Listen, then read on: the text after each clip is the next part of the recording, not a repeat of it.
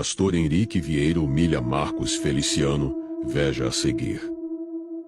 Ouvir um pastor que não entende de hermenêutica, duas coisas: ou ele fugiu da aula de teologia, ou ele é um canalha também.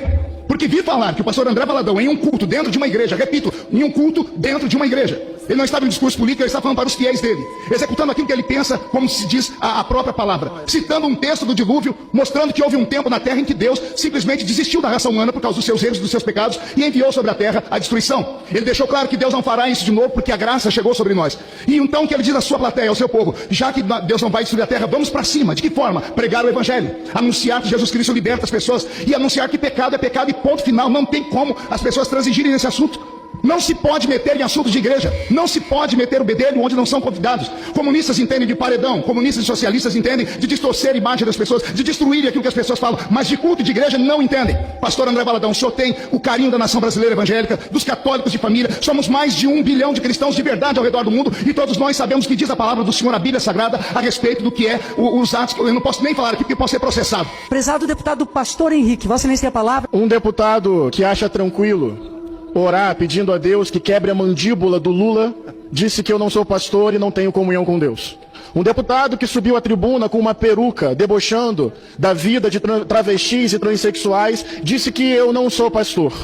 Mas olha, eu aprendi inclusive com Jesus a orar pelos meus inimigos e amá-los. Isso não significa ficar em silêncio, mas significa não reproduzir o discurso de ódio. E esse país é o país que mais mata travestis e transexuais no mundo. E eu acho que discursos de ódio e de deboche carregam um sangue de cumplicidade nas mãos. O cristianismo tem 2000 anos de história e bilhões de pessoas. Ninguém tem o poder sozinho de dizer quem é e quem não é cristão, muito menos um mimado de coração cheio de ódio.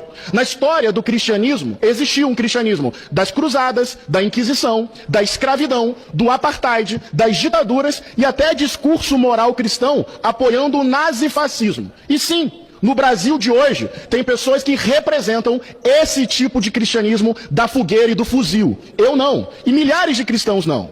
Esse deputado também disse que eu sou pastor de uma igreja invisível. Primeiro, eu respeito todas as pequenas igrejas espalhadas pelo Brasil com pessoas sérias servindo ao povo. Segundo, Jesus de Nazaré não fez parte de uma maioria não, Boulos. Pelo contrário, uma maioria religiosa capturada pelo ódio estava em torno da cruz gritando com raiva: crucifica, debochando da morte de Jesus. É preciso reconhecer que tem gente assim.